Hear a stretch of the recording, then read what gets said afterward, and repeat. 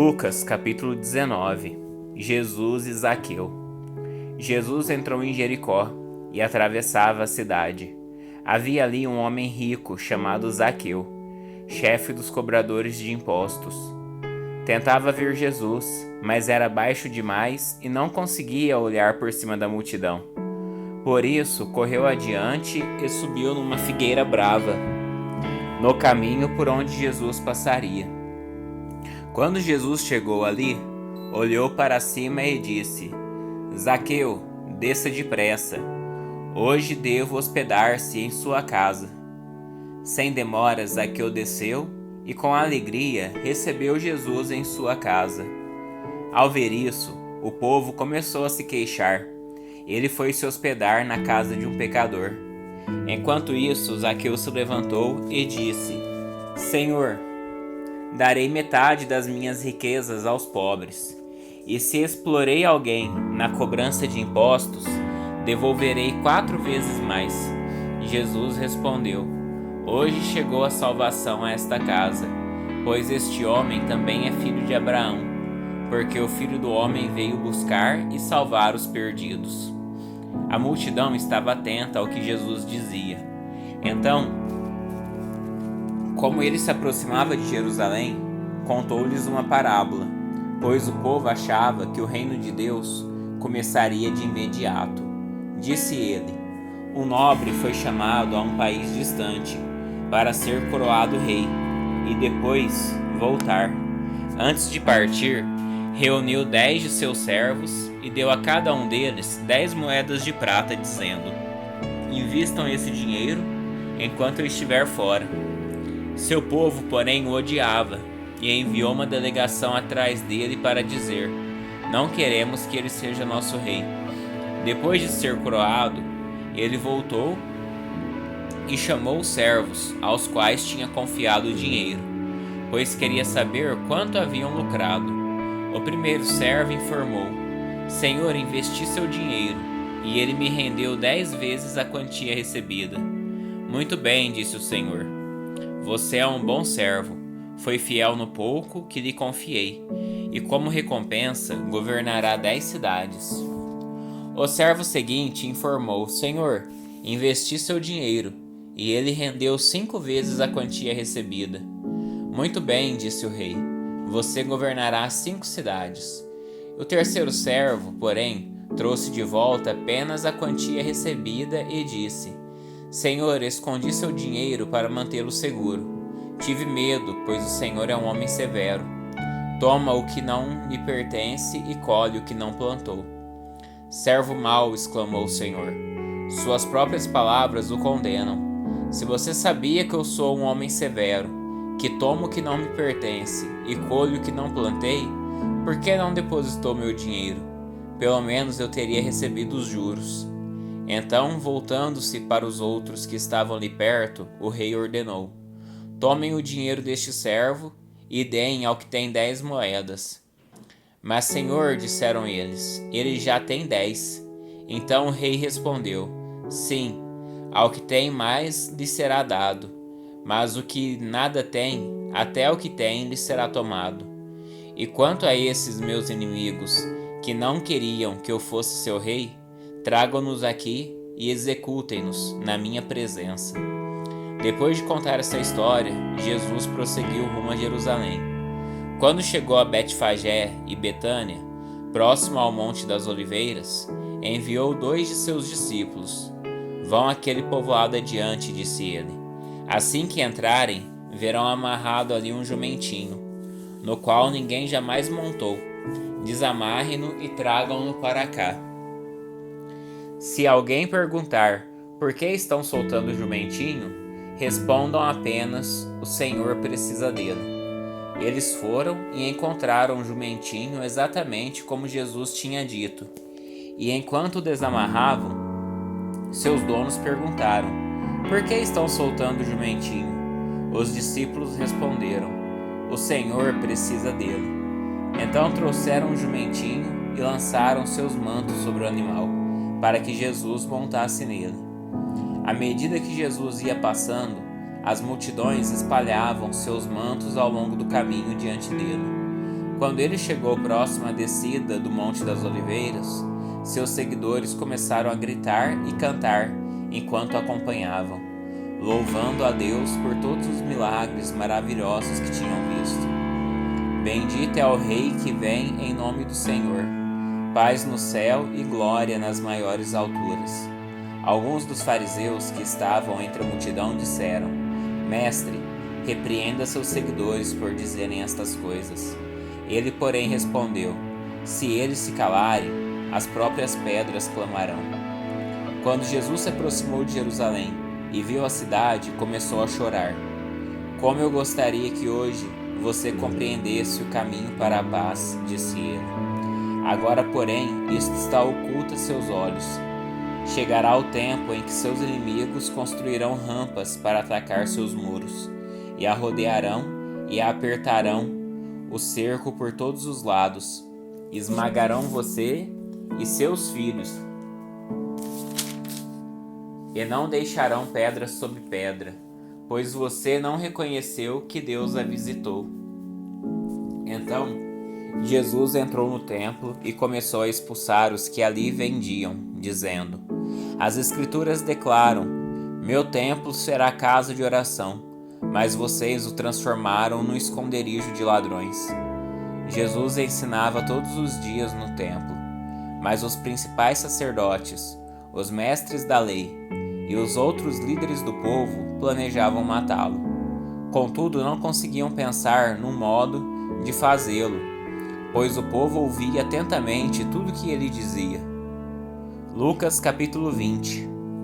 A autoridade de Jesus é questionada. Certo dia, quando Jesus ensinava ao povo e anunciava as boas novas no templo, os principais sacerdotes, os mestres da lei e os líderes do povo se aproximaram dele e perguntaram: Com que autoridade você faz essas coisas? Quem lhe deu esse direito? Primeiro, deixe-me fazer uma pergunta, respondeu ele. A autoridade de João para batizar vinha do céu ou era apenas humana? Eles discutiram a questão entre si. Se dissermos que vinha do céu, ele perguntará por que não cremos em João. Mas se dissermos que era apenas humana, seremos apedrejados pela multidão, pois todos estão convencidos de que João era profeta. Por fim responderam a Jesus que não sabiam. E Jesus replicou: Então eu também não direi com que autoridade faço essas coisas. Em seguida, Jesus se voltou para o povo e contou a seguinte parábola. Um homem plantou um vinhedo e o arrendou a alguns lavradores. Depois partiu para um lugar distante, onde passou um longo tempo. Na época da colheita da uva, enviou um de seus servos para receber sua parte da produção. Os lavradores atacaram o servo, o espancaram e o mandaram de volta de mãos vazias. Então o dono da propriedade enviou outro servo, mas eles também o insultaram, o espancaram e o mandaram de volta de mãos vazias. Enviou ainda um terceiro, e eles o feriram e expulsaram do vinhedo. Que farei, disse o dono do vinhedo? Já sei, enviarei meu filho amado. Certamente eles o respeitarão. No entanto, quando os lavradores viram o filho, disseram uns aos outros: Aí vem o herdeiro da propriedade. Vamos matá-lo e tomar posse dessa terra. Então arrastaram para fora do vinhedo e o mataram. O que vocês acham que o dono do vinhedo fará com eles? Perguntou Jesus. Ele virá, matará os lavradores e arrendará o vinhedo a outros. Que isso jamais aconteça, disseram os que o ouviam. Jesus olhou para eles e perguntou: Então o que significa esta passagem nas Escrituras? A pedra que os construtores rejeitaram se tornou a pedra angular. Quem tropeçar nessa pedra será despedaçado, e aquele sobre quem ela cair será reduzido a pó. Os mestres da lei, os principais sacerdotes, queriam prender Jesus ali mesmo, pois perceberam que eles eram os lavradores maus e que Jesus se referia. No entanto, tinham medo da reação do povo. Esperando uma oportunidade, os líderes enviaram espiões, que fingiam ser pessoas sinceras. tentaram fazer Jesus dizer algo que pudesse ser relatado ao governador romano, de modo que ele fosse preso. Disseram: Mestre, sabemos que o Senhor fala e ensina o que é certo. Não se deixe influenciar por outros e ensina o caminho de Deus, de acordo com a verdade. Então diga-nos, é certo pagar impostos a César ou não? Jesus percebeu a hipocrisia deles e disse: Mostrem-me uma moeda de prata. De quem são a imagem e o título nela gravados? De César, responderam. Então deem a César o que pertencem a César, e deem a Deus o que pertencem a Deus, disse ele. Eles não conseguiam apanhá-lo em nada que ele dizia diante do povo. Em vez disso, admiraram-se de sua resposta e se calaram.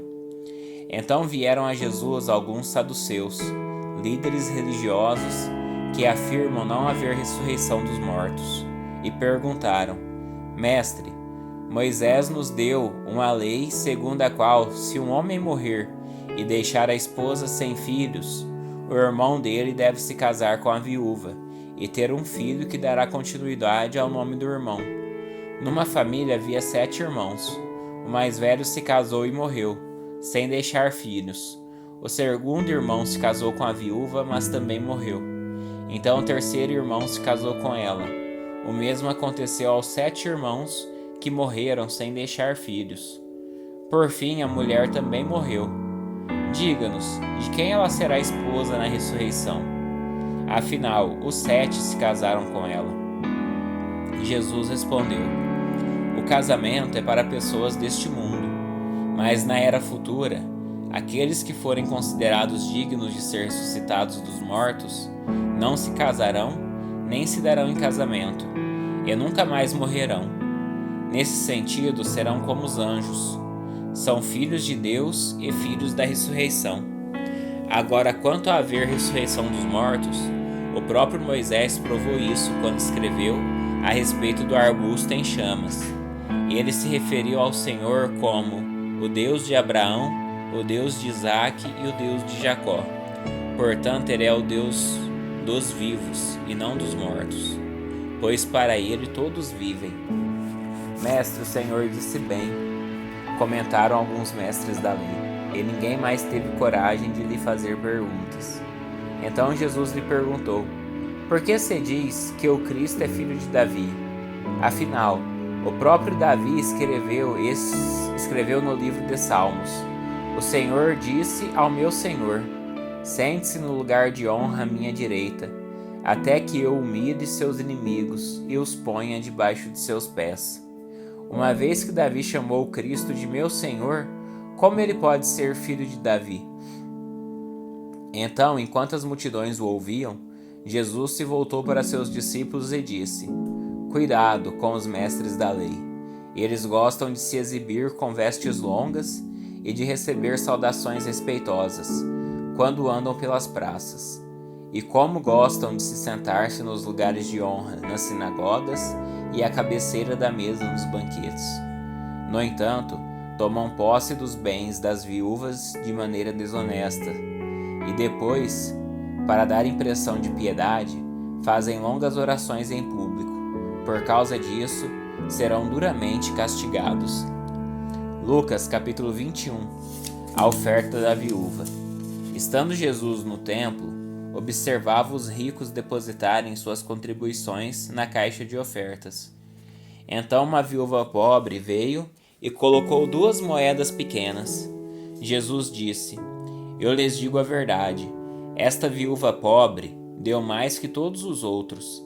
Eles deram uma parte do que lhe sobrava, mas ela, em sua pobreza, deu tudo que tinha. Alguns de seus discípulos começaram a falar das pedras magníficas e das dádivas que adornavam o templo. Jesus, porém, disse: Virá o dia em que estas coisas serão completamente demolidas. Não restará pedra sobre pedra. Então eles perguntaram: Mestre, quando isso tudo acontecerá? Que sinal indicará que essas coisas estão prestes a se cumprir? Ele respondeu: Não deixem que ninguém os engane, pois muitos virão em meu nome dizendo: eu sou o Cristo, e afirmando, chegou a hora, mas não acreditem neles. E quando ouvirem falar de guerras e rebeliões, não entrem em pânico. Sim, é necessário que essas coisas aconteçam primeiro, mas ainda não será o fim. E continuou: uma nação guerreará contra outra, e um reino contra o outro. Haverá grandes terremotos, fome e peste em vários lugares, e acontecimentos terríveis, e grandes sinais no céu. Antes de tudo isso, porém, haverá um tempo de perseguição.